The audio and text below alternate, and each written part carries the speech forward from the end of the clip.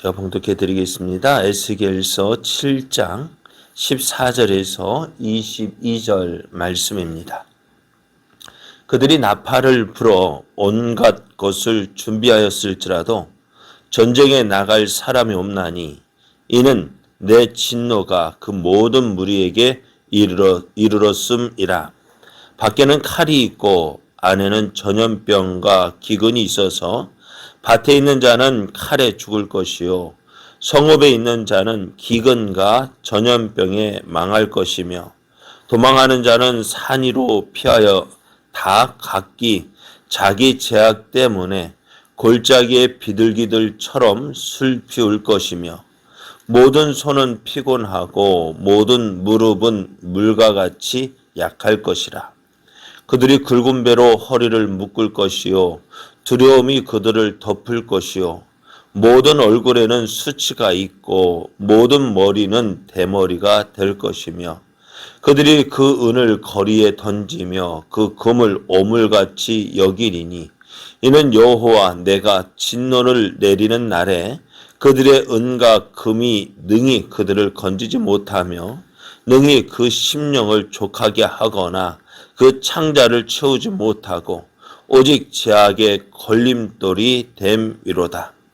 그들이 그 화려한 장식으로 말미암아 교만을 품었고 또 그것으로 가증한 우상과 미운 물건을 만들었은즉 내가 그것을 그들에게 오물이 되게 하여 타국인의 손에 넘겨 노략하게 하며 세상 악인에게 넘겨 그들이 약탈하여 더럽히게 하고 또 내가 또 내 얼굴을 그들에게서 돌이키리니 그들이 내 은밀한 처소를 더럽히고 포악한 자도 거기 들어와서 더럽히리라. 아멘. 할렐루야. 우리와 함께 하시기를 기뻐하시는 하나님께서 허락하신 2022년 1월 19일이 시작이 되었습니다. 어제도 우리와 함께 하신 임마누엘의 하나님이 오늘도 우리와 함께 하심으로 하나님의 풍성한 은혜를 누리는 복된 날 되기를 예수님의 이름으로 축복합니다. 오늘 우리에게 주신 하나님 말씀을 통해서 여호와의 날은 심은 대로 거두는 날입니다.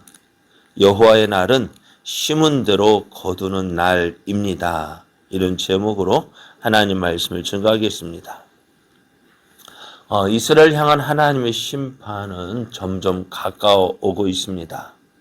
하나님의 심판은 그들이 행한 가증한 일에 대한 하나님의 보응입니다. 이러한 하나님의 심판에 대해 하나님은 나뭇가지에 음이 튼 것을 보거나 꽃눈을 보면 봄이 왔음을 깨닫듯이 이스라엘의 가증한 행위와 교만함이 꽃을 피워서 심판의 계절이 이르렀음을 알려주셨습니다. 또 파는 자와 사는 자가 같이 기다려지는 날이 언제일까요? 그래서 사전에 맺었던 계약에 따라서 잔금을 치르고 소유권을 양도하는 계약 이행의 날입니다. 하지만 하나님의 심판이 임하는 날은 그들이 맺은 계약은 아무런 효력을 발휘하지 못하게 됩니다. 하나님은 이스라엘이 저지른 죄에 대해 값을 지불할 날이 임박했음을 말씀하고 있습니다. 그래서 이 날은 사람들이 사람들이 세웠던 모든 계약을 무의미하게 만드는 것입니다. 자, 하나님의 심판의 날이 임할 때 사람들은 어떤 대책을 세울 수 있을까요? 이스라엘에 있어서 여호와 날은 어떤 날이냐? 여호와의 날. 이 날은 하나님께서 이스라엘의 원수를 멸하시는 날이라고 할 수가 있어요. 하나님께서 고통당하는, 고난당하는 하나님의 백성들을 구원하시는 날이 여호와의 날입니다. 하지만 지금 이스라엘에게 있어서 여호와의 날이 임했을 때 그 여호와의 날은요, 이스라엘을 이해하시는 것이 아니라 오히려 이스라엘을 대적하고 이스라엘이 고통을 당하는 날이 되어집니다. 바벨론의 군사가 쳐들어왔을 때에 하나님은 저들의 공격에 대해서 아무런 반응을 하지 않으셔요. 바벨론이 하나님의 진노의 막대기가 되어서 이스라엘을 공격해 옵니다. 이스라엘이 이를 대비해서 군사를 모아봤지만 바벨론과 맞설 수가 없습니다. 또 바벨론의 침략에 대비해서 준비를 해보지만 의미가 없어요. 나팔을 불러서 군대를 소집해 보지만은 모이는 사람이 없는 거예요. 그래서 그 바벨론의 공격에 나가서 맞서 싸울 사람도 없고 또 공격을 두려워해서 피해 보지만은 숨을 곳도 마땅치가 않습니다. 성 밖에 있는 사람은 칼에 위에서 죽임을 당하고 성 안의 사람들은 기근과 전염병에 망하게 됩니다. 그래서 바벨론의 공격을 피해서 바벨론의 공격을 피해서 도망을 해보지만은 도망할 수 없어요. 결국 어떻게 되어질까요? 그들은 굵은 배로 허리를 묶고 하나님 앞에 도움을 구하지만 하나님은 아무런 말씀 안 하셔요. 하나님을 찾는다고 해서 하나님은 어떻게 할까요? 그들의 기도를 들으시는 것이 아니라 잠잠히 계시는 거예요. 아무 말씀도 하지 않으셔요. 왜요? 하나님의 심판의 날이기 때문에 그래요. 그래서 그들이 그토록 귀하게 여기고 모았던 은과 금을 가지고 무언가를 해보려 하지만은 그것도 아무런 의미가 없어요. 그들이 가장 귀하게 여기는 것일지라도 그들을 지켜줄 수가 없습니다. 어떤 보장도 해주지 못해요. 지금 평상시에는 금과 은을 가지고 있으면 어떻게 될까요? 그것이 나에게 나의 풍요로운 삶을 보장해 주지만은 이 전쟁의 날에 그 은과 금은 어떻게 될까요? 오히려 걸리적거리기만 합니다. 왜요? 빨리 도망할 수 없어요. 그러니까 어떻게 되어진다고요? 오늘 말씀을 보면은 그것이 은을 거리에 던지고 그 금을 오물같이 여긴다라고 말씀하셔요. 그러나 지금까지 소중하게 여겼던 모든 것들 하나도 소중한 것처럼 여겨지지가 않는 거예요. 그것들은 이제 그들을 침략하는 자들의 손에 넘어갑니다. 뿐만 아니라 오늘 그들이 소중하게 여겼던 것들, 그들이 하나님을 모시고 하나님을 섬긴다고 해서 꾸며 놓았던 그 화려한 장식들도요, 전혀 도움이 되지 못합니다. 20절 말씀에 보면은 그들이 그 화려한 장식으로 말미암아 교만을 품었고 또 그것으로 가증한 의상과 미운 물건을 만들었은즉 내가 그것을 그들에게 오물이 되게 한다라고 하셨어요. 이게 뭐예요? 그들의 산당도 깨어지게 되어진다는 것입니다. 산당을 꾸밀 때에 누구보다 더 좋게 꾸미고 화려하게 꾸밈으로 내가 믿는 하나님이 더 좋다, 더 크다. 알게 모르게 많은 사람들이 이것을 가지고 경쟁을 합니다. 그러니까 누가 어디 가보니까는 누가 더 잘 꾸몄네, 야 멋있네, 화려하네. 그럼 나는 어떻게 될까요? 나도 그것보다 더 크고 화려하게 꾸밀 수 있어. 왜? 그렇게 해야 내가 믿는 하나님이 내가 하나님을 더 잘 믿는 것처럼 보여진다면 오늘 그것도 어떻게 되어진다고요? 여호와의 날에 그것도 하나도 남김없이 무너지게 되어진다는 거예요. 자, 오늘 우리가 하나님을 섬길 때 조심해야 될 것이 뭐냐? 바로 이것입니다. 하나님을 섬기는 것은 외적으로 화려한 모습이 아닙니다. 정말 하나님은 마음과 정성을 다하여 섬기기를 원하셔요. 어떤 내부의 그런 화려함보다는 우리가 마음과 정성을 다하여서 섬기는 것을 원하셔요. 그런데 지금 이스라엘 어떻게 섬겼다고요? 하나님을 그래서 이스라엘은 하나님을 버린 적이 있을까 없을까요? 없어요.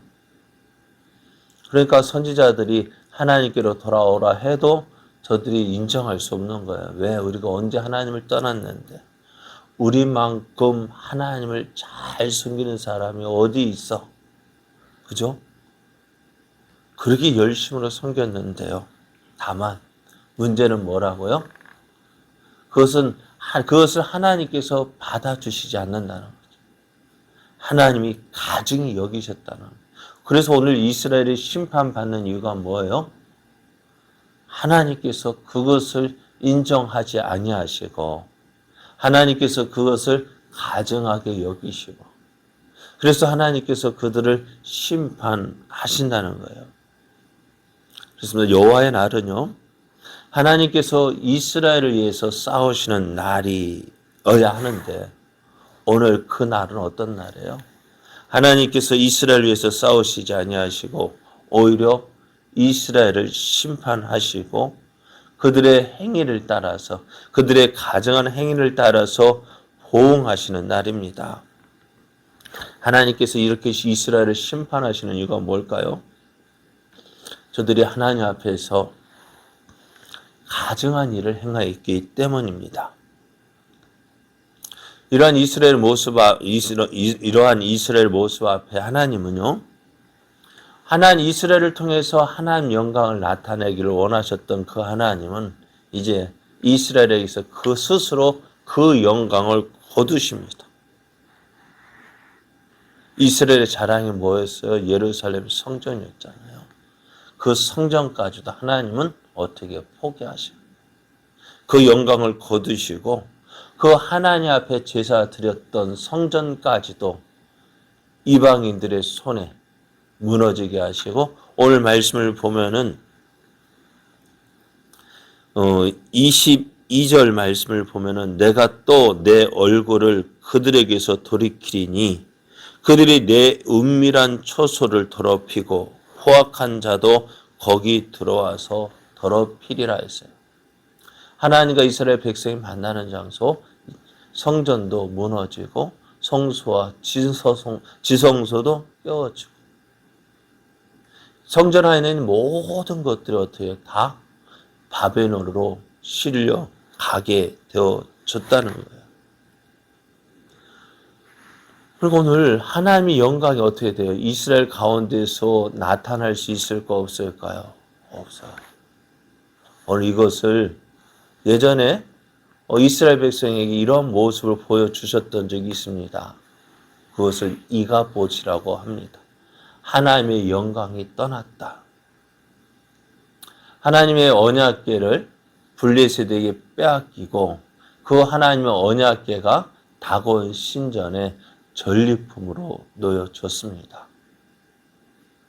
무엇 때문일까요? 이스라엘에게서 하나님의 영광이 떠났습니다. 하나님도 그 영광을 이스라엘 백성에게서 거두셨어요. 오늘 우리가 이가봇 그 사건을 통해서 기억해야 될 것이 뭐냐? 오늘 우리가 하나님의 영광을 위해서 부르심을 받았다, 택하심을 받았다, 우리가 말을 하지만요. 하나님께서 오늘 우리가 아니더라도 하나님은 충분히 하나님의 살아계심을, 하나님의 영광을 나타내실 수 있다는 거예요. 우리 없어도요, 하나님은 하나님의 영광을 나타내실 수 있어요. 다만 하나님께서 그럼에도 불구하고 우리를 택하신 이유가 뭘까요? 우리 함께 하자는 거예요. 내가 모든 거 다 할 테니 너는 나와 함께 가자는 거예요. 그래야므로 우리를 통해서 하나님의 영광을 나타내기를 원하시는 거예요. 그럼 오늘 그러기 위해서 이스라엘을 택하셨는데 오늘 이스라엘이 어떻게 해요? 하나님과 함께 하지 않는 거예요. 하나님은 그 이스라엘을 버리시고 스스로 하나님은 그 모든 성전의 기물까지 다 어디로요? 바벨론으로 실려가는 이가봇이 되어진 거예요. 하나님의 영광이 이스라엘에게서 떠났습니다. 이제 그 하나님께서 어떻게 일을 하실까요? 70년 후에 하나님은 스스로 영광을 나타내셔요. 하나님께서 일을 하셔서 하나님은 하나님의 살아계심을 보이십니다. 포로로 잡혀갔던 그 이스라엘을 회복시키시고 또 바벨론에 실려갔던 모든 성전의 기물들이 다시 하나님의 능력으로 다시 예루살렘에 돌아오게 되어집니다. 그렇습니다. 오늘 우리가 기억해야 하고 조심해야 될 것이 뭐냐? 오늘 하나님은 하나님 스스로 영광을 받으실 수 있어요. 우리 없어도요. 나 없어도요. 하나님은 하나님의 영광을 나타낼 수 있어요. 그럼에도 오늘 우리를 부르신 건 뭐라고요? 우리에게 은혜로 주신 거예요. 그러면 오늘 우리가 해야 할 일이 뭘까요? 하나님 안에 온전히 거하는 거예요. 하나님을 온전히 믿고 하나님의 뜻대로 행하는 것이 우리들이 해야 할 일인 거예요. 이스라엘이 무엇을 잘못했다고요? 저들도 하나님에 대한 열심이 있다고 했습니다.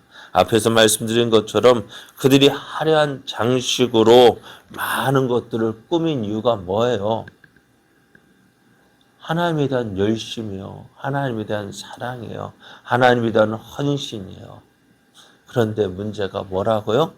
하나님이 그거 받지 않으셨다는 거예요. 왜요? 내 열심, 자기 열심, 자기를 드러내고 싶은 마음, 그것입니다. 오늘 하나님의 날, 여호와의 날은요, 우리가 어떻게 하나님 앞에서 무엇을 심고 어떻게 심었는지가 드러나는 날입니다. 내가 심은 대로 거두는 날입니다. 그러므로 오늘은 무엇을 심어야 될까요?